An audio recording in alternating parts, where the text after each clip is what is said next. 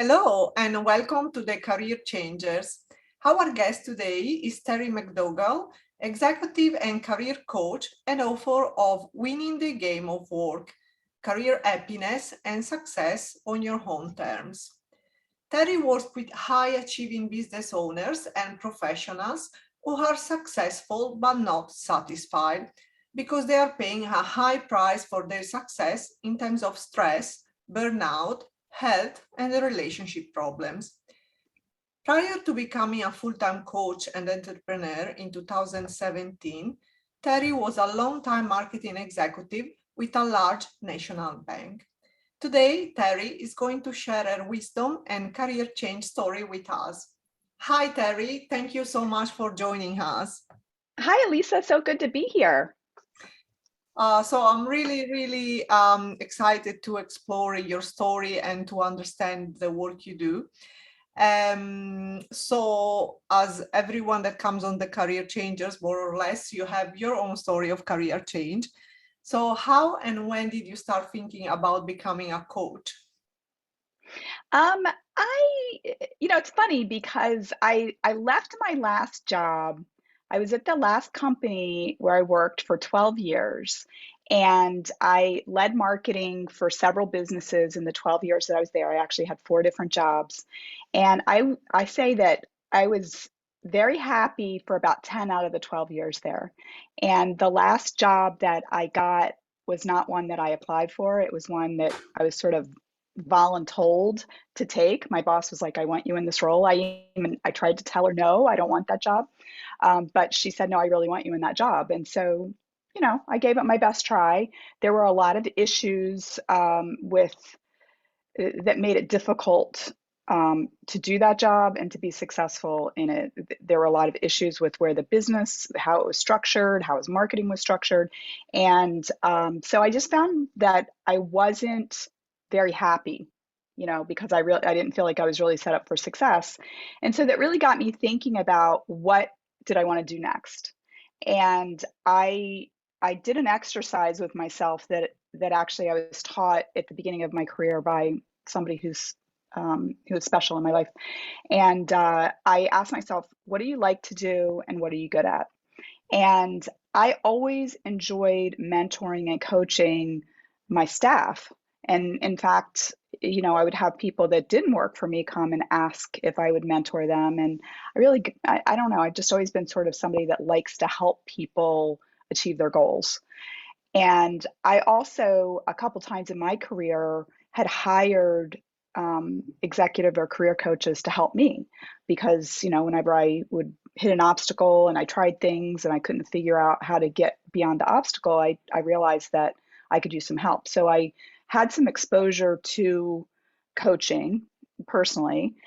And then, I kind of got to this crossroads and I wasn't finding that I was getting the same satisfaction out of marketing. And I'd been doing it for 30 years. So, maybe I sort of outgrew it in some ways. So I actually decided to leave my job. Honestly, at first I thought it was just going to be sort of a sabbatical because I was just feeling really burnt out in the role that I was in.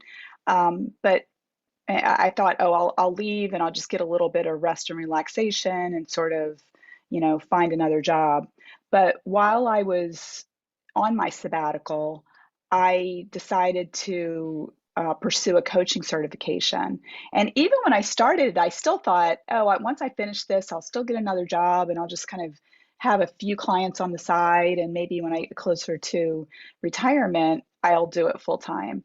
But just going through the program with, the cohort that I was with, there were a lot of people that already had their own businesses or were planning on using the coach certification as sort of that pivot point in their own careers to start their own businesses. And I guess I would say that the entrepreneurial spirit was catching. Um, and so I just realized that, why not just give it a try? Because if I decided I didn't like it or if I wasn't being successful, and then I could always go get another job at a later point. But that was back in 2017, and here I am, almost 5 years later, and I'm making it work, and I'm able to really focus on things that I love to do. I love helping people. I love connecting with people. I love being creative and sharing my knowledge. So it's been a really good um, career change for me. So often when we talk about career change, or maybe people that read career change stories, it seems like, oh, they've made it, that the courage, but it's generally is never like a linear process. We need Mm-mm. to do a lot of soul searching. There Yes, are inner obstacles, outer obstacles, financial obstacles. yes. So what challenges did you have to overcome to transition your career?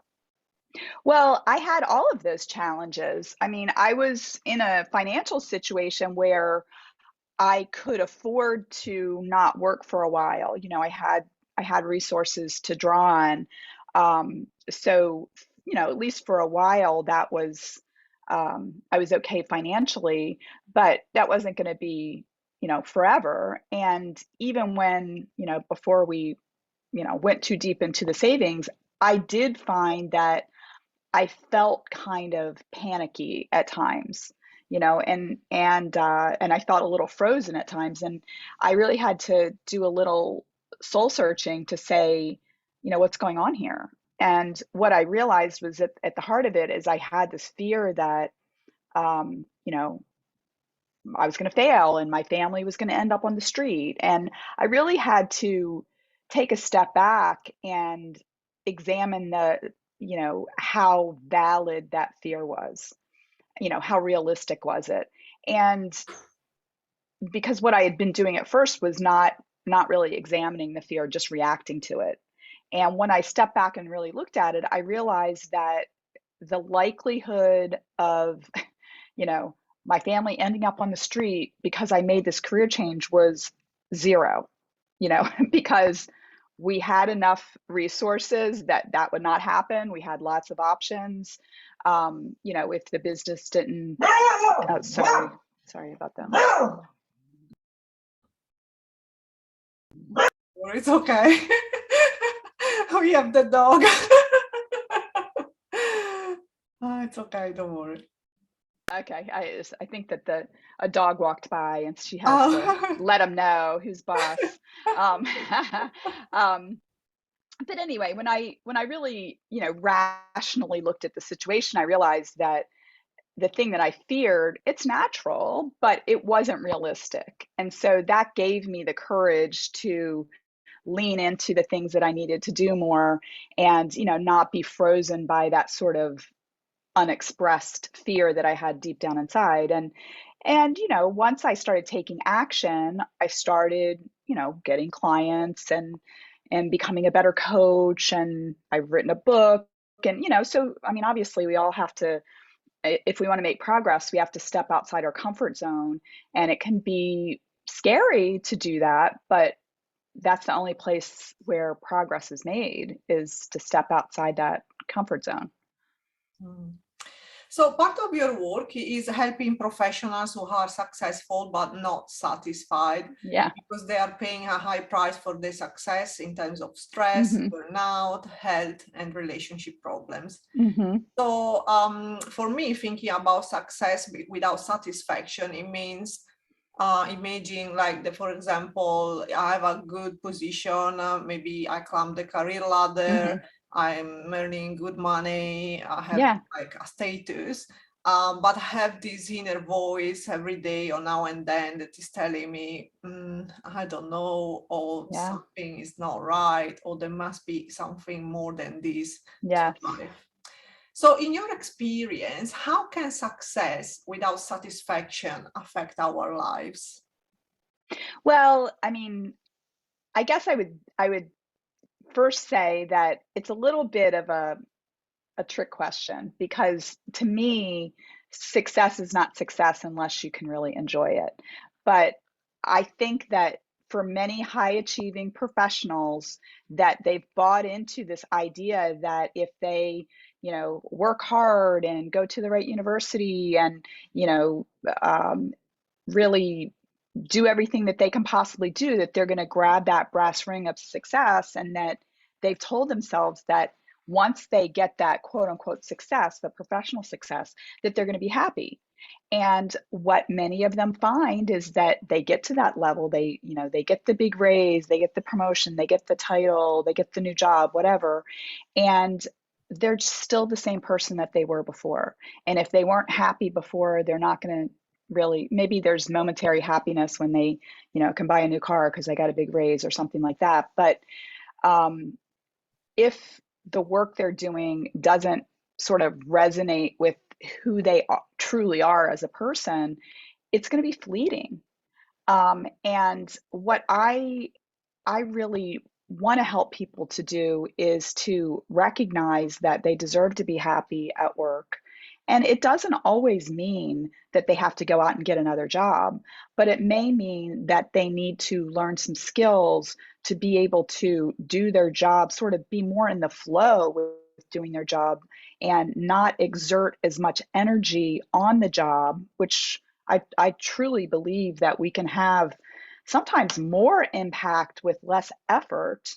And when we're able to do that, it actually leaves more energy to enjoy ourselves, right? To spend the time getting enough sleep, or going out with friends, or traveling, or doing some activity that we enjoy, whether it's golfing or traveling, or art, or whatever it is, whatever somebody's hobby is. And when we do the things that we enjoy, it fills us up, it gives us more energy.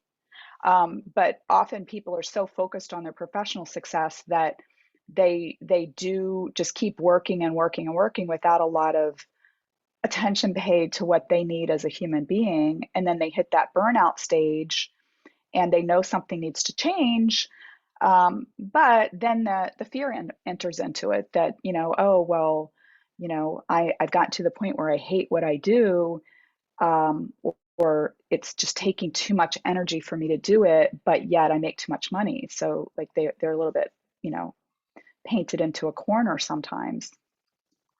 So, in your experience and through your work, how can we become successful and satisfied? Yeah, it really starts with envisioning what you want out of your life and career. And, sometimes people are happy with their job, like they like what they do, but they don't maybe like the amount of time or effort or some aspect of it they don't like. And a lot of times when I start working with someone, the first session will be a lot about the things that make them unhappy. So, it's a little bit of complaining and venting about the things they don't like. And that's fine. It's important to get that out, to express it. But at some point, we've got to sort of flip the table and say, okay, we talked about what you don't like or what you don't want.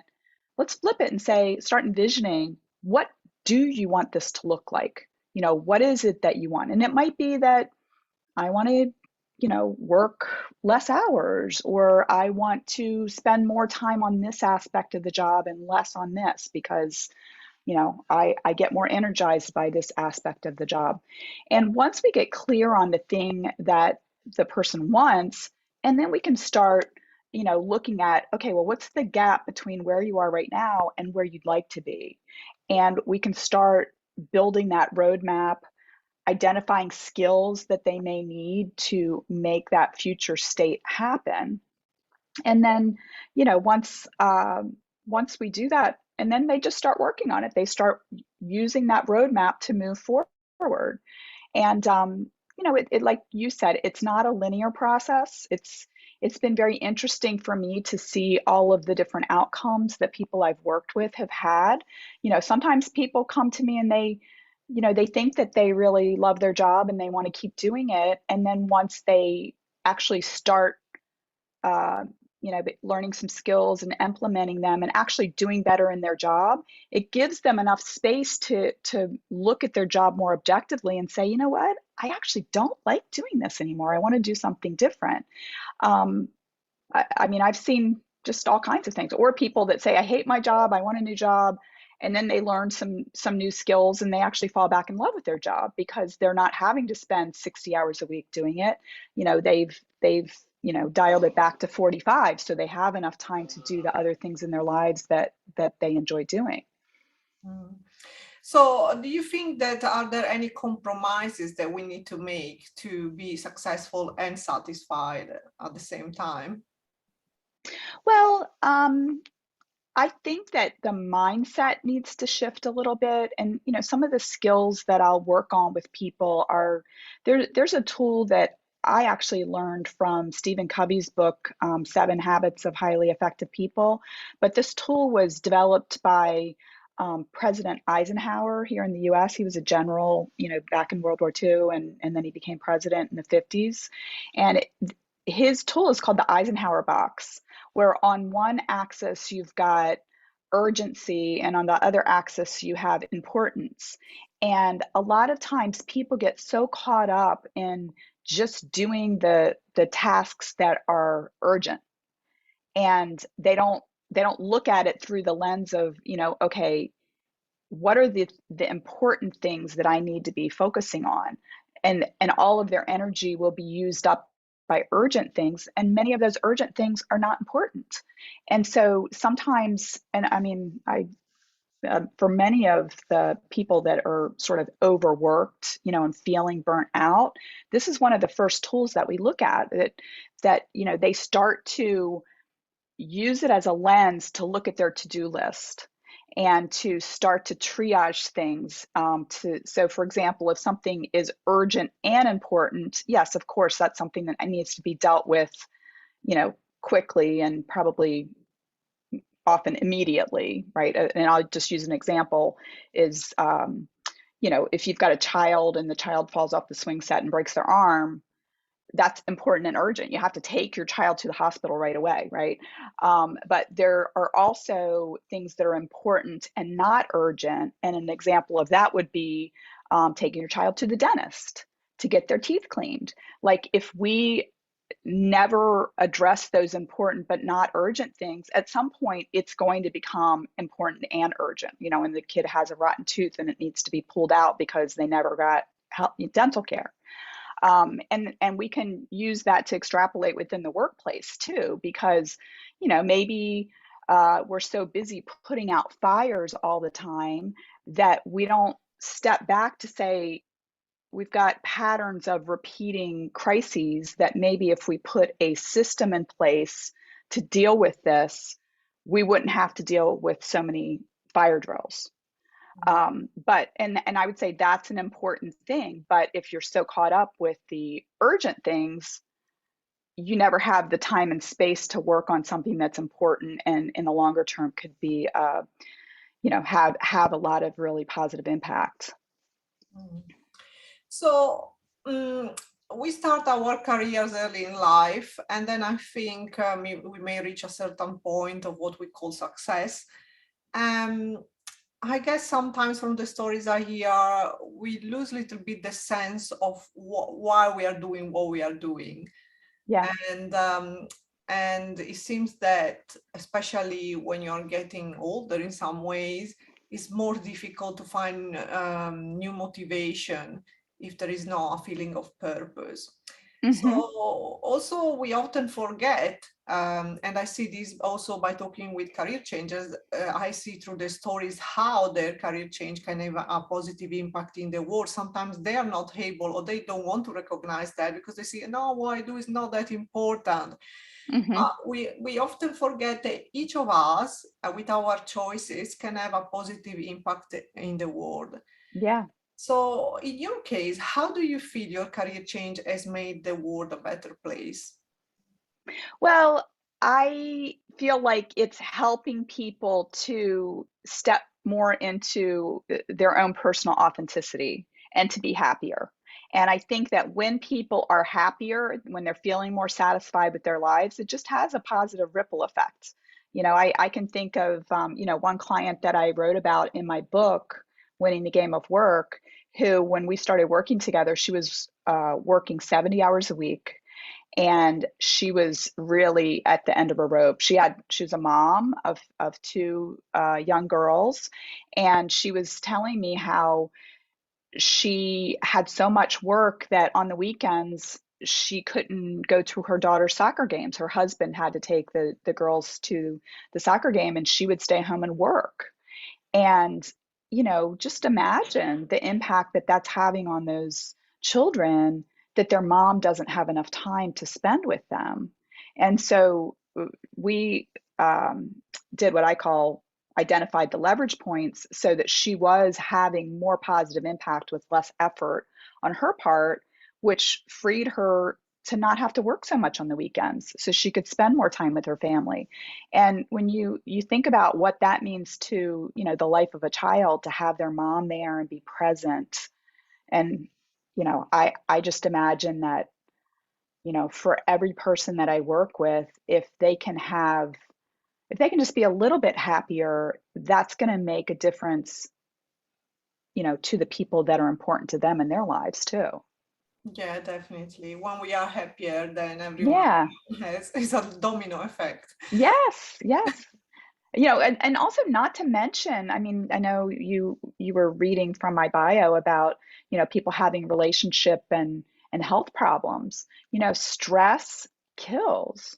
When people are under, extended periods of stress, it does have a negative impact on relationships and on health. And so, you know, for people to be happier and have more energy that they can use to do things that are enriching to them, that also could, I mean, it literally could be extending their lives, or it could be, saving a couple from getting divorced. It's just, I mean, not to be too grandiose, but I mean, a lot of times people do get divorced because of, issues around work. Yeah, definitely. So adult life sometimes push us to the limit, and it's difficult to find time also to reflect on ourselves. And that, I think, is a little bit the starting point of reconnect with our inner desires, what we want to do, and what is fulfilling for us. Hmm.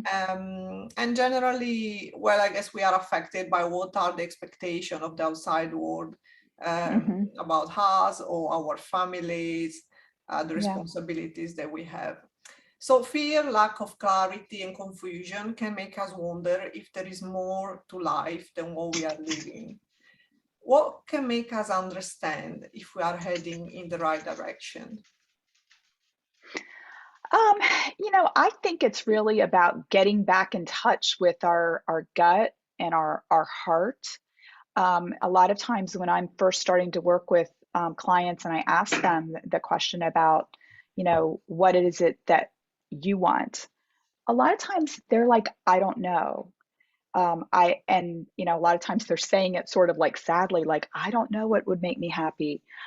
I always believe that deep down inside, everybody knows what they want, but a lot of times they've sort of, I don't know, in some ways built a wall or are guarding themselves against the things that they want because they don't want to be disappointed if they, say, oh, I'd like to get a raise or I want to be married or whatever, that they almost don't want to say it out loud for fear that they won't get it and they'll be disappointed.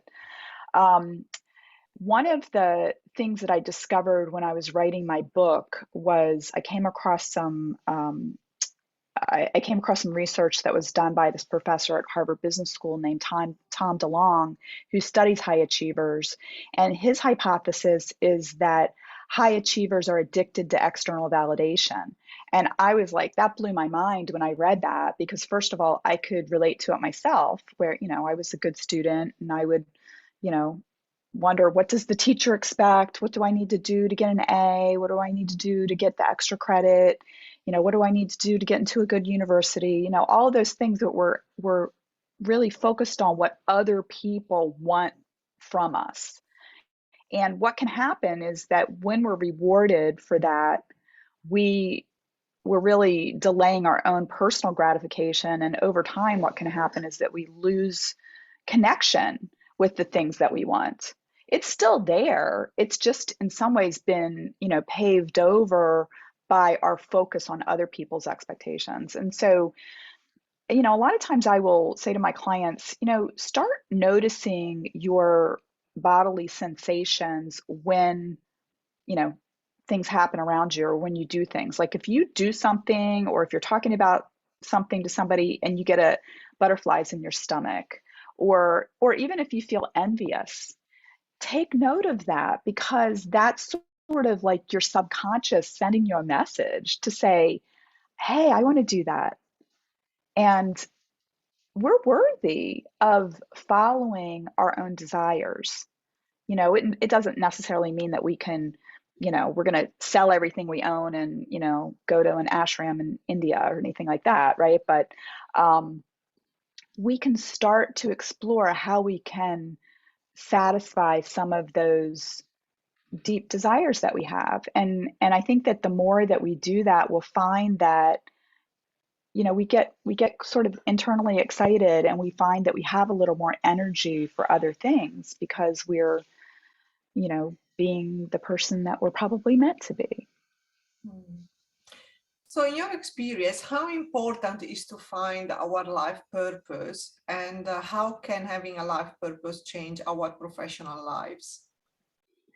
Um, I think it's important. I think it's about being authentic, but I also think that when we talk about quote unquote life purpose, I don't necessarily know that there's a label for it, and I don't know that we discover it when we're 16 years old, and it's like, okay, when I was 16, I wanted to be a nurse, and so this is what I've done for my whole life. I think that it can evolve. Personally, I feel like our life's purpose is to uh, be as authentic a person as we're capable of being. I really think that we were all sent here to Earth for a reason, and part of our purpose for being here is figuring out what that reason is, and it typically evolves, I think, over people's lives. Things that are important for us to do and to be when we're 25 is going to be very different when we're 50 or 75. But I think it's all about continuing to check in with ourselves and saying, like, I'll just say, like, I was a marketer for a long time and I loved it. But it got to a point where it wasn't the right fit for me anymore. So it was like I was in a different season of my career, and I'm not sure that that was my life's purpose, but I was satisfied doing it. Um, and sometimes I think we just need to experience some things, and then that gives us the feedback that we need to keep finding our path forward in life. Mm. So I think many people are often scared to ask for guidance, Hmm. and it's easy just to think in our mind, keep ourselves for ourselves essentially, and maybe wondering. But reaching out is actually something that may sound difficult. Hmm. What difference can make having someone to guide us in the right direction? Well, I mean, I will tell you that a lot of times when I'm working with people, especially people that want to make a career pivot, but they know that what they've been doing isn't what they want to continue doing, but maybe they're just like looking out on the horizon. They're like, I'm not sure what direction I want to go in. Like they might have a few ideas, but they don't know what's actually, I'm working with somebody right now who has a career, who had a career in marketing, and he wants to do something different and is considering becoming a financial advisor. And I think that it's really helpful to find people that have either made that transition or are doing the thing that you want to do now, and just to approach them and say, I'm considering the next chapter in my career, and I admire what you're doing. I think it's really interesting, and I'd like to learn more about it. Most people are very flattered that you want to know more about them and what they do. And I know I've seen this especially in young people, that they're like, oh, I'm 25. Why does this 50-year-old person want to talk to me? And why would they want to talk to me? And I said, it's all about paying it forward because somebody helped them when they were 25, so they're willing to help you. And I think, for especially for more experienced people, I think a lot of times what gives their life and career experience purpose is that they can share it with somebody else so somebody else can have maybe an easier time, you know, on their journey.